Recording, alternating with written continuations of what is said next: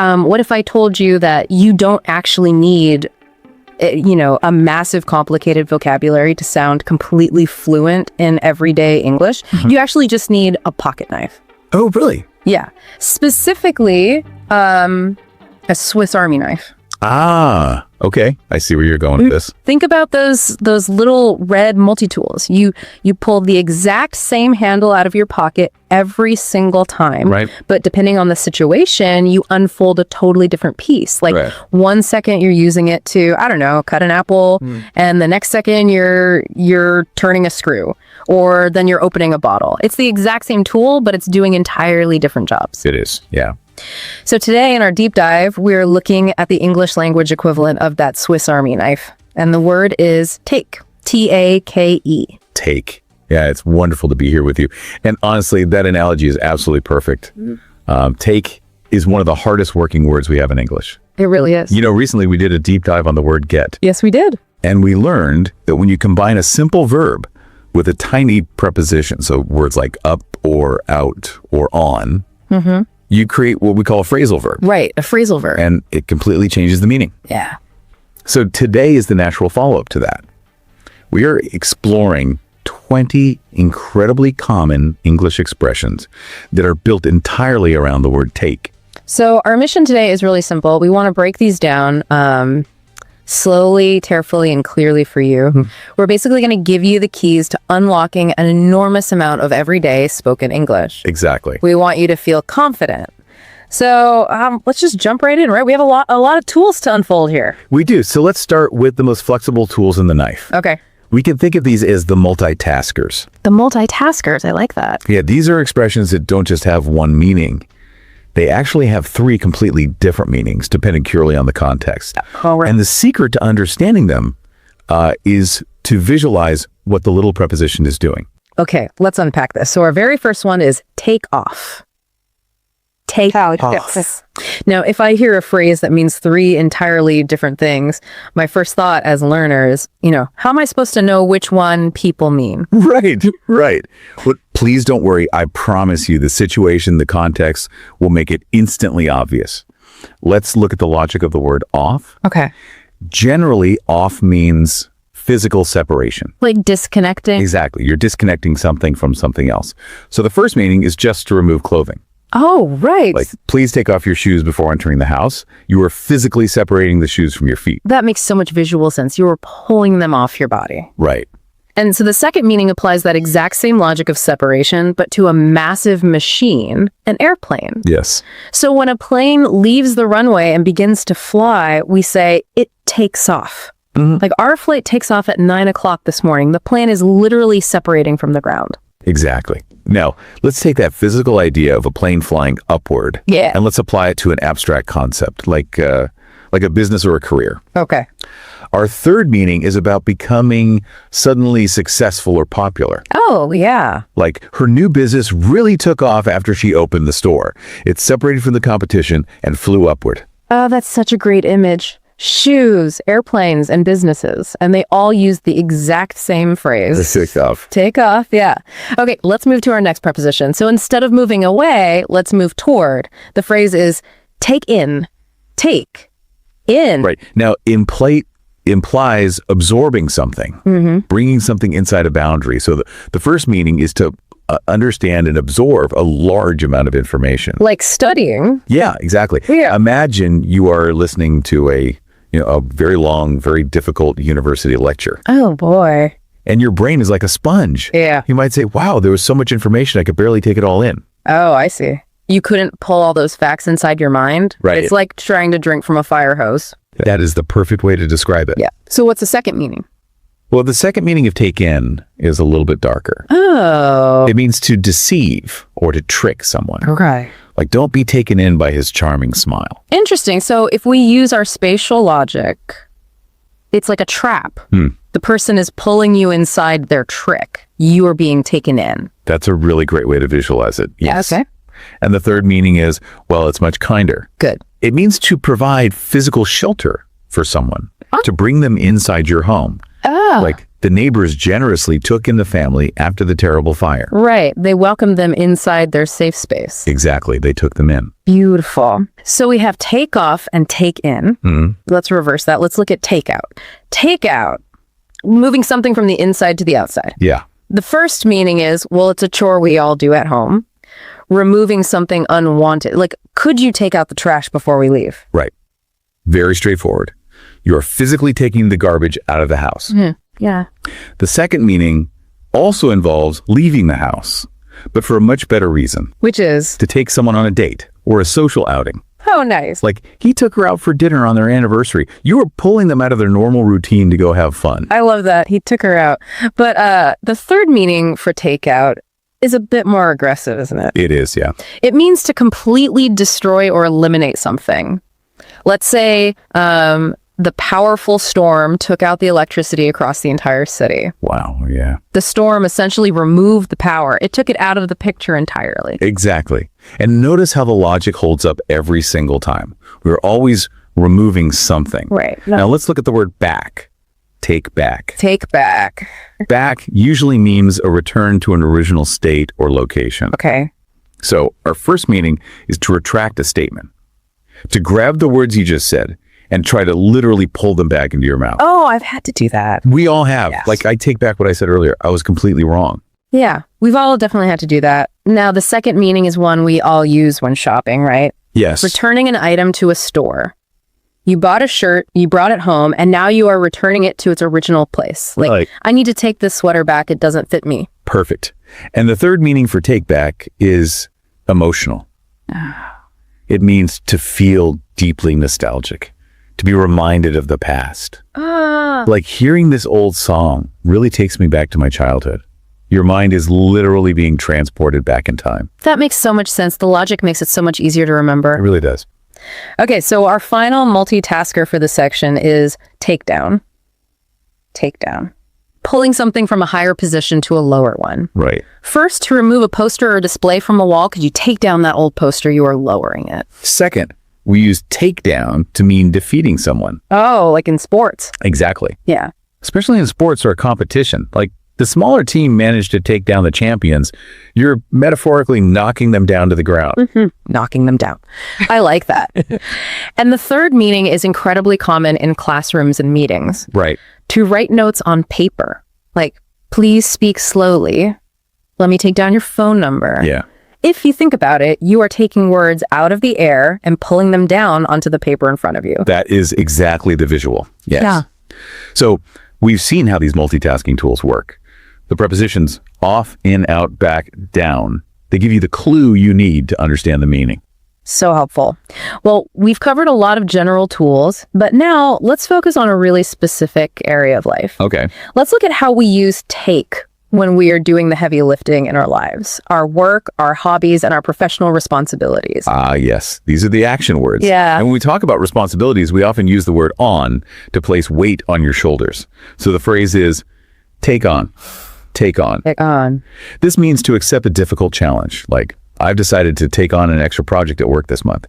You're adding that weight onto yourself. Okay. And it can also mean to hire someone, right? It can, yeah. Like, the company's taking on 5 new employees. Right. Or it can mean to compete against a rival. Like, our team is taking on the best team in the league this weekend. Exactly. In all of these, you are accepting a heavy burden or a big challenge. Okay. Now, contrast that with the phrase take over. Take over. Over implies being above something else. So this means to assume control. Oh, I see. For example, she took over the department after the manager retired. She moved above the department and became the boss. Okay, so she took over. And you can also use takeover for your internal feelings, can't you? Yes, definitely. Like, worry started to take over my thoughts before the big test. The worry moved above your rational mind and, well, it became the boss of your brain. A very relatable feeling, unfortunately. Yes, very relatable. Now let's look at the word up. Take up. Take up. This often means to start a new hobby or activity. Like, right. I decided to take up painting during the long winter. Ah, nice. Yeah. Or it can also mean to occupy physical space or time. Like, this old giant couch takes up way too much space in the living room. It's filling the room up. Exactly. Wait. I need to pause you right here. Sure. I want to ask a clarifying question. Okay. Because this is going to help our listener avoid a very common mistake. Oh, good idea. We just talked about take on, and now we're talking about take up. Right. So what is the exact difference between taking up a project and taking on a project? Because, to a learner, they might sound exactly the same. That is an excellent, excellent question. Let's look at the feeling of those two words slowly. Take up is about starting something for fun, like a casual hobby. Okay. Or it's about filling empty space. So you take up yoga. Yeah. Or the giant couch takes up the room. Okay, so up is for hobbies and filling space. Yes.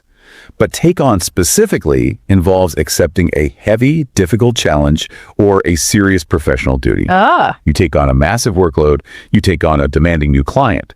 Take on feels like hard work and sweat. Take up feels like painting a picture on a Sunday or, a couch filling a corner. That makes perfect sense. Thank you for that. Take up painting. Take on a difficult job. Exactly. Okay, so our next work phrase is a bit longer. Take upon oneself. Take upon oneself. Right. This means voluntarily accepting a responsibility without anyone forcing you or even asking you to do it. Like she took it upon herself to organize the entire office party. She chose to put that weight on her own shoulders independently. Yeah, that's a great example. Next is take through. Take through. Take through. Think of walking someone through a tunnel from the beginning to the end. This means guiding someone step by step. Oh, I like that. Yeah, like, please don't worry. Let me take you through exactly how this new computer software works. I will hold your hand from start to finish. I love that visual of the tunnel. Okay, next is take up on. Take up on. This means accepting a favor or an invitation that someone offered you previously. Imagine they held an offer out to you and you're finally reaching out to lift it up. Like, you offered to help me move my heavy furniture.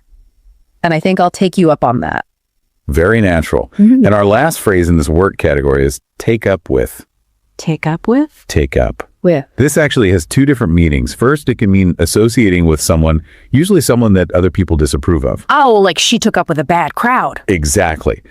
But the much more common business meaning is to raise a complaint directly with a person in charge. Like if you don't like the new vacation rules, you should take that up with the manager directly. You are elevating the issue up to them. Fantastic. So we have organized our work in our heavy lifting. Yes, we have. But, life isn't just about jobs and chores. It's about the people around us. True. Let's look at how take combinations are incredibly useful for describing our relationships, our families, and our emotional patterns. Right. People and emotions. Yeah. Let's start with family. The phrase is take after. Take after. This means resembling a family member, looking like them, or having the exact same personality. Like, she really takes after her mother. They even laugh the exact same way. Right. You are basically following after them in the family timeline. Okay, let me push back on that grammar for a second. Okay. Let's say my friend is acting really silly and immature, and I want my friend to act more mature, like their brilliant, successful mother. Right. Can I command them? Like, can I yell, hey, take after your mother? Oh, no, you absolutely cannot. Really? And I'm so glad you asked that, actually, so we can gently correct that idea for the listener. Okay. You cannot use take after as an instruction or a command. It is totally impossible. Why is that? Well, it purely describes an existing natural resemblance. It just means looks like or acts like. You can't force someone to naturally resemble someone else. That is really good to know. I can't command it. It just happens. Exactly. Okay. The next emotion word is a very common human flaw. Oh, take out on. Take out on. This means unfairly expressing your anger or your frustration at the completely wrong person. Yeah. Like, I know you were stressed about your terrible day at work, but please don't take it out on me. Right. You have this negative energy inside you, and instead of dealing with it, you are taking it out and projecting it on an innocent person. Yeah. Not good. Not good. Next is take to. Take to. This implies a natural magnetic pull toward something. It means quickly adapting to something or liking a person right away. Like she took to her new job immediately, like she'd been doing it for 20 years. Now she was naturally drawn to it. Yes. Okay, our next phrase is take for. Take for. Take for. This means mistakenly identifying someone or assuming they are a certain way. Your brain swaps one image for another. Like, I am so sorry I took you for someone else entirely. You look just like an old friend of mine. Oh, yeah. Then we have a very poetic phrase, take for granted. Take for granted. Take for granted. This means failing to appreciate something because that's so familiar. Right. You assume it's permanent, so you just stop valuing it. Like, I really took my good health for granted right up until I got sick last year. That's a powerful one. It is. So our final emotional phrase is unique because of its grammar. Taken aback. Taken aback. Taken aback. Now, this phrase is almost exclusively used in the passive form. Yeah. It means being genuinely, completely surprised or shocked. Like, I was really taken aback by how rude the waiter was. Notice the structure there, listener. We say, I was taken aback. Right. You don't take aback something else. It is a feeling that happens to you. If you visualize it, the surprise is so strong that it physically pushes your body backward. You are taken aback. All right. We've navigated the tricky waters of human emotions. Yes. Let's bring things back to solid ground, back to the physical world with our final two verbs. Okay. One of these comes with a very specific, very fun regional rule depending on where you are traveling. Ooh, I love these. Let's start with our second to last phrase, take apart. Take apart. Take apart. This means disassembling something. Separating it into many different pieces. Like, he took apart the old radio just to see how the wires connected inside. You can also use it metaphorically, right? To describe harsh criticism. Oh, yeah. Like, the critics really took that new movie apart. They broke the movie down into pieces with their harsh words. That's a great usage. And finally, number 20. Wow, 20. Take away. Take away theory. This simply means removing something completely. Like, the police took away his driving privileges after the terrible accident. But here's where it gets incredibly interesting for anyone traveling or learning English from different parts of the world. Okay. Let's talk about food. Always a good topic. Always. When you order food from a restaurant and you put it in a box to eat at your house, there is a massive regional difference in what we call it. There is. An American English speaker calls that food takeout. Right. Takeout, takeout. But a British English speaker calls it a takeaway. Yes. Takeaway. Takeaway. So both words are completely 100% correct. Yes, they are. They describe the exact same action and the exact same delicious food. So if I am in New York and I say, hey, let's get takeout tonight, and you are in London and you say, let's get a takeaway tonight. Yeah. We're going to end up sitting on our couches eating the exact same pizza. Exactly the same pizza. Learners really shouldn't stress at all about which one they use. Okay. You will be perfectly understood in either region. People will just, hand you your food. Just use the one that feels most comfortable rolling off your tongue. So what does this all mean? Learning these individual definitions is great. It's fantastic for passing a written vocabulary test. Right. But as we know, weaving them together smoothly into natural conversation, that is the ultimate goal here. Absolutely. We want you to sound completely natural. Yeah. So to finish up today, we're going to demonstrate how smoothly these pieces fit together in real life. Yes. We're going to perform 2 short, realistic role plays. We want you to just listen to how native speakers combine these words without even stopping to think. Before we start, I want to break character for just a second. Okay. I want to talk directly to you, the learner listening right now. I want you to listen closely to this next part. Notice how we link these specific phrases together. Just, listen for the natural rhythm. Here is dialogue number 1. Okay. It takes place in an office. I will be coworker 1. And I'll play coworker 2. Hey, I heard you were taking on the new client project. Congratulations. Thanks. I'm actually a little nervous. Yeah. But I think I'll take you up on that offer to help me get started. Of course. Let me take you through everything you're going to need this afternoon. Okay, let's pause. Did you hear the rhythm there? Yeah. Taking on, take you up on, Yeah. and take you through. 3 different phrasal verbs, smoothly connected in one short, professional conversation. It flows so well. Let's try dialogue number 2. Okay. This one is more personal. It's about family. A person is just reflecting on their life. So listen for the phrases. Everyone says, I really take after my dad. We have the exact same sense of humor. And honestly, we have the same stubbornness too. Though when I get mad, I try really hard not to take it out on the people around me. Take after and take it out on. Very natural, very emotional expressions. They are. When you really think about it, combining this deep dive today with our previous deep dive on the word get, Yeah. the listener has just added 40 incredibly high-frequency expressions to their daily vocabulary. Wow, 40. 40 different ways to sound totally natural, just by mastering 2 simple verbs, get and take. That is an amazing achievement. We have covered so much ground today. They really have. From airplanes physically taking off, to taking apart old radios piece by piece, to taking our friends out for a nice dinner. It is definitely a lot of information to take in. I see what you did there. Very clever. Thank you. Thank you. As we wrap up today's deep dive, I want to gently encourage you, the learner. Don't feel like you need to memorize all 20 of these instantly. Yeah, absolutely not. Go back and listen to both the Get Deep Dive and this Take Deep Dive again. Listen to them while you are washing the dishes or while you are riding the bus to work. Repetition is really the ultimate key to fluency. It is. The more you hear the rhythm and the more you visualize the spatial logic of words like off and in, the more natural it will feel in your own mouth. That's wonderful advice. Yeah. And I want to leave you with a final thought to ponder. Okay, let's hear it. If you notice during our role plays, native English speakers rarely use big, fancy, complicated vocabulary in everyday speech. That's so true. We generally don't say, I disassembled the complex machinery. No. We simply say, I took it apart. We don't formally announce, I resemble my mother's personality. Right. We say, I take after her. We rely almost entirely on these simple, flexible combinations. It all comes right back to the beginning, the Swiss Army knife. Exactly right. Yeah. So here's a provocative question for you to think about as you continue your English journey. If just 2 basic verbs, get and take, can completely unlock 40 entirely different meanings, how much of the entire English language could you master just by changing the little prepositions that follow your simplest words? Wow, that's something to think about. Keep learning, keep practicing. We will be right here waiting for you for the next deep dive. Goodbye, everyone. Goodbye and happy learning.